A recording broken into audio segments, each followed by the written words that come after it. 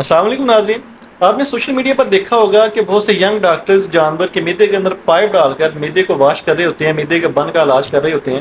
اس video کے اندر ہم تین جو ہے وہ سوالوں کے اوپر غور کریں گے۔ سب سے پہلا سوال یہ ہے کہ میدے کے بند کے اندر سٹامک ٹیوب کتنی کارآمد ثابت ہو سکتی ہے، کون سی میدے کے بند کی ایسی قسمیں ہیں جن کو پائپ کے ذریعے سے کھولا جا سکتا ہے۔ دوسرا سوال یہ ہے کہ کیا میدے کے تمام طرح کے بند کو سٹامک ٹیوب سے کھولا جا سکتا ہے، یا پھر کون سی ایسی بیماریاں ہیں جن کے اندر سٹامک ٹیوب جو ہے وہ بالکل بھی ہیلپ فل نہیں ہوتی، تو ان کنڈیشن میں آپ کو یہ جو ہے وہ سٹامک ٹیوب پاس نہیں کروانی چاہیے۔ تیسرے نمبر بات کریں گے کہ سٹامک ٹیوب پاس کرنے میں جو ہے وہ کتنا رسک ہوتا ہے، کون سی باتوں کا جو ہے وہ احتیاط کرنا اس پروسیجر کے لیے بہت ضروری ہے۔ تو ان تمام سوالوں کو اس ویڈیو میں ہم کور کرنے کی کوشش کریں گے۔ پہلے میں آپ کو چار ایسی کنڈیشنز بتاؤں گا جن کے اندر میدے کا پائپ جو ہے بہت مفید ثابت ہو سکتا ہے۔ سب سے پہلے نمبر پہ ہے ایکیوٹ ایسیڈوسس، یعنی کہ اگر آپ کے جانور نے اچانک بہت زیادہ مقدار میں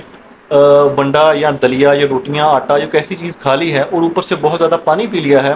تو اسے ایکیوٹ ایسیڈوسس کہتے ہیں۔ اس کے اندر جانور جو ہے وہ بہت سیریس ہو سکتا ہے اگر اس نے مقدار بہت ڈپینڈ کرتا ہے کہ کتنی مقدار میں کوئی چیز کھائی ہے۔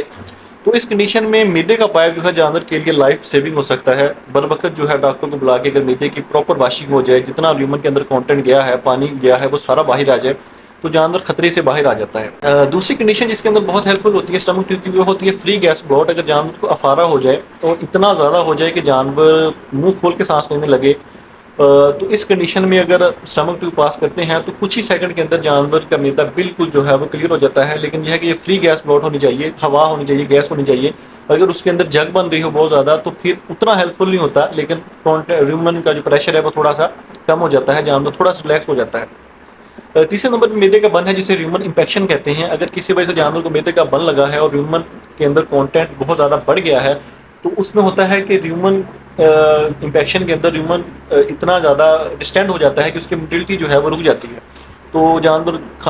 گوبر کرنا بند کر دیتا ہے۔ تو اس کنڈیشن میں، خاص کنڈیشن میں جسے ریومن انفیکشن کہتے ہیں، اگر پائپ ڈال کر میدے کو صاف کر دیا جائے، ریومن کے سائز کو تھوڑا کم کر دیا جائے، تو اور ساتھ میں جانور کو یہ نہیں کہ صرف پائپ سے صاف ہی کرنا ہے، جانور کے ساتھ میں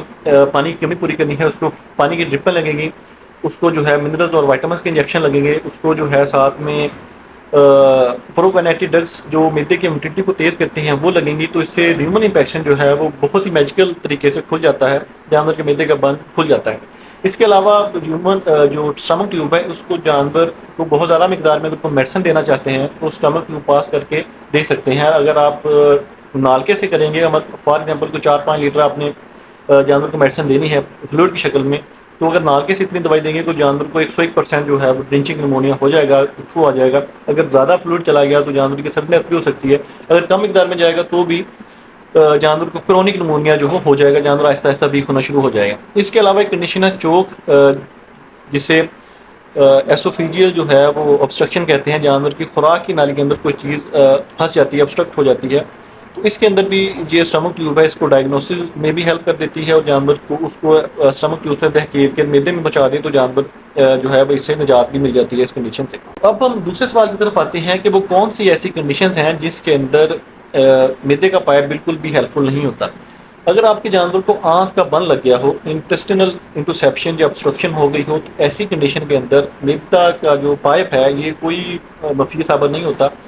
اگر آنت کے بن کی نشانی یہ ہوتی ہے کہ جانور کو سیویئر پین ہوتی ہے، پہلے 12 گھنٹے یا 24 گھنٹے جانور بار بار ایپیسوڈ کے اندر پین ہو رہی ہوتی ہے، جانور بار بار اٹھتا بیٹھتا ہے، ٹانگیں مارتا ہے، اور جانور کے اوپر بالکل بند ہو جاتا ہے، صرف لیسدار مادہ نکلتا ہے، تو اس کنڈیشن میں جو اس طرح کے بن میں سٹمک ٹیوب کا کوئی فائدہ نہیں ہوتا۔ نمبر 2، اگر جانور کو ابومیزل انفیکشن ہے یا ڈسپلیسمنٹ ہے، جو ابومیزم ایک میدے کا حصہ ہے جو نیچے والی سائڈ پہ ہوتا ہے، ریومن کے بعد جو ہوتا ہے، اگر اس کا کوئی مسئلہ ہے، انفیکشن ہے یا ڈسپلیسمنٹ ہے، تو بھی سٹمک ٹیوب جو ہے کوئی ہیلپ فل نہیں کر سکتی۔ نمبر 3، اگر جانور کے اندر کوئی فورن باڈی ہے، اس نے کوئی کیل یا کوئی نان میٹیلک یعنی کہ بورا شاپر اس طرح کی کوئی چیزیں کھا لی ہیں اور میدے کا بن لگ گیا ہے، تو بھی سٹمک ٹیوب کچھ نہیں کر سکتی۔ آپ کو اس کے لیے جو ہے وہ ریمنوٹمی کروانی پڑے گی، آپریشن کروانا پڑے گا جو لیفٹ سائڈ سے ہوتا ہے، جبکہ انٹسٹائن کا آپریشن ہے وہ رائٹ سائڈ سے ہوتا ہے۔ اب ہم بات کرتے ہیں کہ سٹمک ٹیوب پاس کرنے میں کتنا رسک ہوتا ہے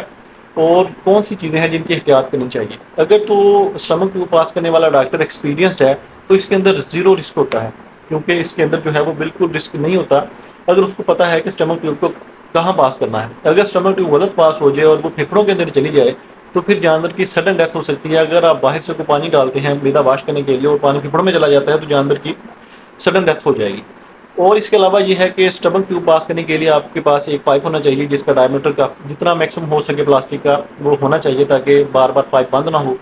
نمبر 2 ایک اسپیکلم ہونا چاہیے، سخت کوئی ہارڈ پلاسٹک کا یا پھر لوہے کا جو جانور کے منہ کے اندر رکھتے ہیں تاکہ جانور اس پائپ کو چبا نہ لے۔ اگر اکیلا پلاسٹک کا پائپ پاس کریں گے تو جانور اس کو چبا سکتا ہے، وہ اندر گر سکتا ہے، خوراک کی نالی میں اٹک سکتا ہے، تو مسئلہ پہلے سے بھی بڑھ جائے گا۔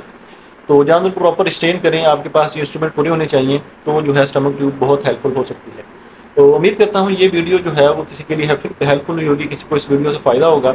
اور اپنا بہت سارا خیال رکھیں، دعا میں یاد رکھیں، انشاءاللہ کسی نیکسٹ جو ہے ولاگ میں کسی ٹاپک پہ بات ہوتی ہے۔ اللہ حافظ۔